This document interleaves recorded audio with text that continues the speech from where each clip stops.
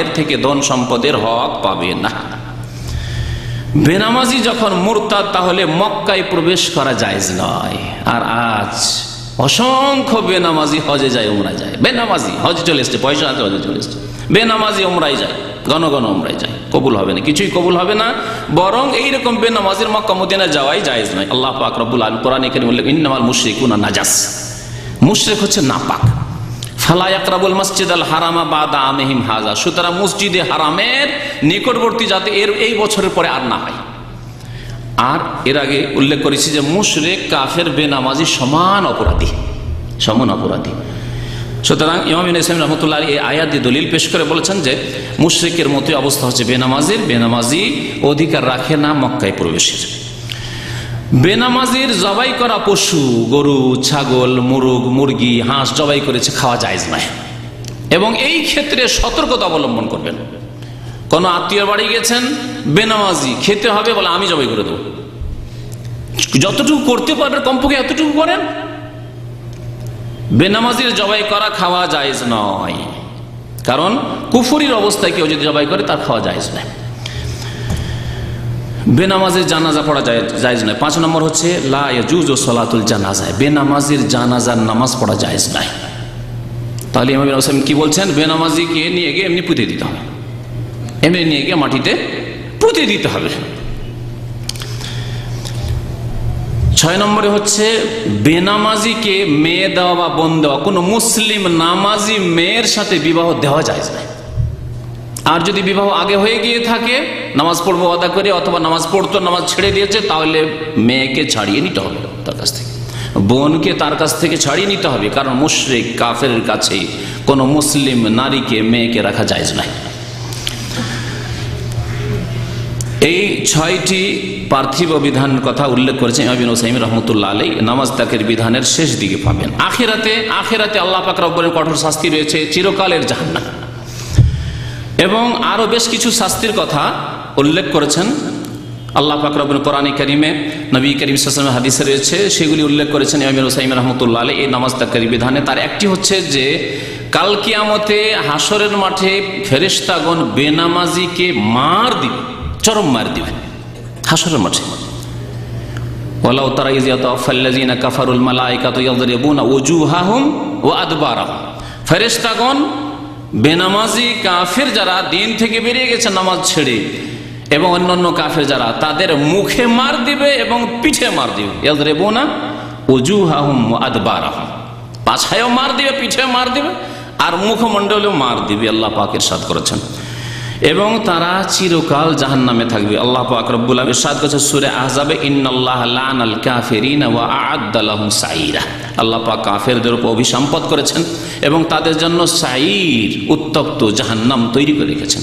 খালিদিনা ফিহা আবাদা, সেখানে চিরকাল থাকবে। লা ইয়াজিদুনা ওয়ালিয়া ওয়ালা নাসিরা, না কোনো বন্ধু পাবে আর না কোনো সাহায্যকারী পাবে, সুপারিশ হবে। এখানে আরো বলি, ওই যে আয়াতটি বললাম যে জাহান্নামে যাওয়ার মুখ্য কারণ হচ্ছে লাম নাকু মিনাল মুসাল্লিন, তোমরা জাহান্নামে কেন, কি বলবে? যে আমরা নামাজ পড়তাম না। তার 2টো আয়াত পরে বলা হচ্ছে ফামাতান ফাহুম শাফাআতুশ শাফিঈন, এই বেনামাজিদের জন্য কোনো সুপারিশকারী, সুপারিশও নেই।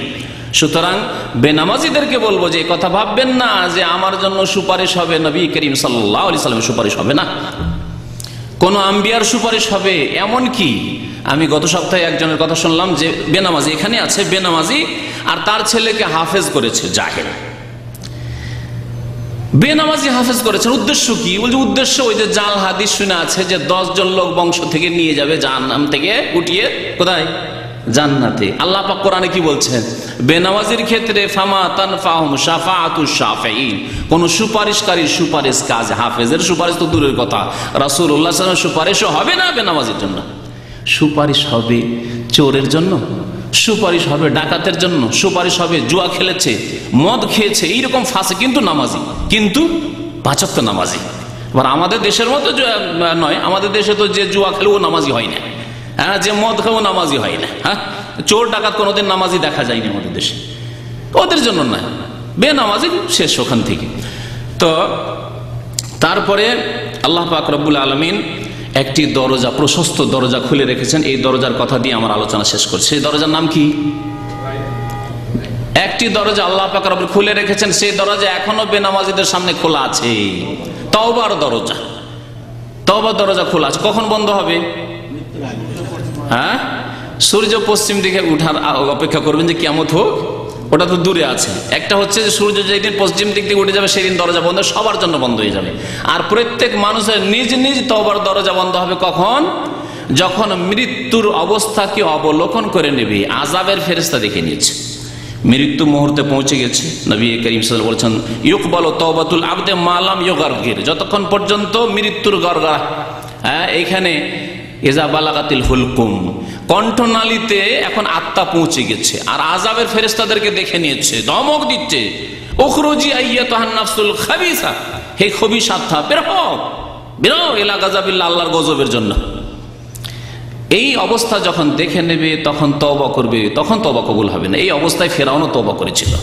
সুতরাং বেনামাজিরা শেষখানে কলমা পড়ান শরবত দেন করে যে আমাদের দেশের লোকেরা, ওই সময় আর কোনো কাজে আসবে না, ওই সময় তওবা করে কাজে আসবে না। সুতরাং আল্লাহর হস্তে তার আগেই তওবা করেন বেনামাজিরা, আধা নামাজিরা, নিম নামাজিরা, কিছু নামাজিরা। আল্লাহ পাক যেন তাদেরকে ফুল নামাজি হওয়ার তৌফিক দান করেন। আল্লাহ পাক আমাদের উম্মতে মুসলিমার যেসব নামাজে ত্রুটি করা লোকেরা রয়েছে, আধা নামাজি হয়ে রয়েছে, আল্লাহ পাক তাদেরকে খাঁটি মুসলমান হওয়ার তৌফিক দান করেন। 5 ওয়াক্ত নামাজ কায়েম করার জন্য তৌফিক দান করেন। আল্লাহ পাক আমাদের গুনাহ খাতা যেন মাফ করে দেন। যেসব ভাইয়েরা তওবা করেন আল্লাহ পাক তাদের খালেস তওবা করার জন্য তৌফিক দান করেন। আল্লাহ অতীতের গুনাহ খাতা যেন মাফ করে দেন। আল্লাহ পাক রব্বুল আমাদেরকে বেশি বেশি নেক আমলের জন্য তৌফিক দান করেন। ফজরের নামাজ বা জামাত আমাদেরকে আদায় করার জন্য তৌফিক দান করেন। আল্লাহ আমাদের ঈমানকে যেন মজবুত করে দেন। পরকালের আল্লাহ পাক রব্বুল যেন সুখময় স্থান আমাদেরকে দান করেন। আল্লাহ পাক যেন দুনিয়াতে আমাদেরকে সুখী করেন। আমাদের আত্মীয় স্বজন যারা অসুস্থ রয়েছে, পীড়িত রয়েছে, পেরেশান রয়েছে, আল্লাহ পাক তাদের পেরেশানি যেন, তাদের অসুস্থতা যেন দূর করে দেন। যারা কোনো বিপদ আপদে রয়েছে আল্লাহ পাক যেন বিপদ আপদ দূর করে দেন। আল্লাহ পাক আমাদেরকে নেক আমল যেন তৌফিক দান করেন।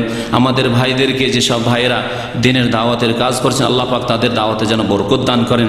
আল্লাহ পাক আমাদের আত্মীয় স্বজনদের যেন হেফাজত করেন, মুসলিম ভাই বোনদের হেফাজত করেন। আমিন ইয়া রাব্বাল আলামিন। সাল্লাল্লাহু আলা নবিয়িনা মুহাম্মদ ওয়া আলা আলিহি ওয়া সাহবিহি আজমাইন। গত জুমায় এক ভাইয়ের মা মারা গেছে, সেজন্য আপনার কাছে দোয়া আছে আল্লাহ পাক যেন জান্নাতবাসী করেন। আল্লাহ পাক কবর আযাবকে যেন দূর করে দেন। আল্লাহ পাক রব্বুল যেন তাকে সুখী করেন। প্রশ্ন করেছেন ভাই যে আগে নামাজ পড়তাম না, কিন্তু বক্তব্য শোনার পরে এখন নামাজের গুরুত্ব বুঝতে পেরেছি, এখন আমরা নামাজ পড়ছি, তো আগের গুনাহগুলি কি মাফ হবে? নবী কারীম সাল্লাল্লাহু আলাইহি ওয়াসাল্লাম কি বলেছেন? আত-তাইবু মিনাজ যামবি, যে ব্যক্তি গুনাহ থেকে তওবা করে কামাল্লা যামবা লাহু, যেন তার গুনাহই হয়নি। আর তার সাথে সাথে বেশি বেশি নেক আমল করতে হবে। সুন্নত 12 রাকাতের হেফাজত করেন, এটা দিয়ে ওই ঘাটতিগুলো পূরণ হবে। বেতরের হেফাজত করেন। এছাড়া যদি আপনি তাহাজ্জুদ পড়তে পারেন বা কিছু নামাজ রাত্রে পড়তে পারেন, মাঝে মাঝেও পারেন, তাহলে এগুলি দিয়ে ঘাটতি পূরণ হবে। যেমন হাদিসে রয়েছে কাল কিয়ামতে আল্লাহ বলবেন যে এই বান্দার তো নামাজে ঘাটতি আছে, তো দেখো তার হালমিন তাতাও কোনো নফল সুন্নত নামাজ, তাহাজ্জুদ নামাজ আছে কিনা। সুতরাং এগুলি বেশি বেশি বাড়াইবার চেষ্টা করেন, আরও অন্য নেক আমল করেন। আল্লাহ পাক রব্বুল ইনশাআল্লাহ গুনাহ খাতা মাফ করবেন ইনশাআল্লাহ। খালেস অন্তর থেকে তওবা করলে আল্লাহর দরজা খোলা আছে। সূরা ফুরকানের ওই আয়াতের শেষে রয়েছে যে আয়াতে আল্লাহ পাক শিরকের গুনাহ, খুনের গুনাহ আর জিনার গুনাহর কথা উল্লেখ করেছেন, তারপরে তওবার সুসংবাদ দিচ্ছেন। ইল্লা মান তাবা ওয়া আমানা ওয়া আমিলা আমালান সালিহান ফাউলাইকা ইউবাদদিলুল্লাহু সাইয়্যাতিহিম হাসানাত ওয়া কানা আল্লাহু গফুরুর রহিম। আল্লাহ পাক তাদের গুনাহগুলিকে নেকিতে রূপান্তরিত করে দেবেন, আল্লাহ পাক বলেছেন, সুসংবাদ দিয়েছেন। সুতরাং এখনো সুসংবাদ রয়েছে, যতক্ষণ পর্যন্ত আমাদের হায়াত রয়েছে, আমাদের আত্মা শরীরে রয়েছে, এখনো সুযোগ আছে। আর এর জন্য আগামীতে আগামীতে আগামীতে ভবিষ্যতে এরকম করলে হবে না, এখনই তওবা করতে হবে। কারণ যেটুকু সময় এখন যে বর্তমান চলছে এটাই আমার হাতে আছে। 1 মিনিট পরে যে কি সময় হবে সেটা আমার আপনার হাতে নেই।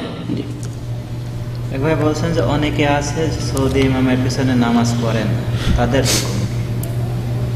একবার জিজ্ঞাসা করছেন অনেকে আছে সৌদি ইমামের পিছনে নামাজ পড়ে না, কি জন্য? যদি এই বিদাতি ধারণায় হয়, হ্যাঁ, যে এরা মুসলমান নয়, কোন মুসলিমকে কেউ যদি মনে করে মুসলমান নয়, তো নিজে মুসলমান থাকবে না।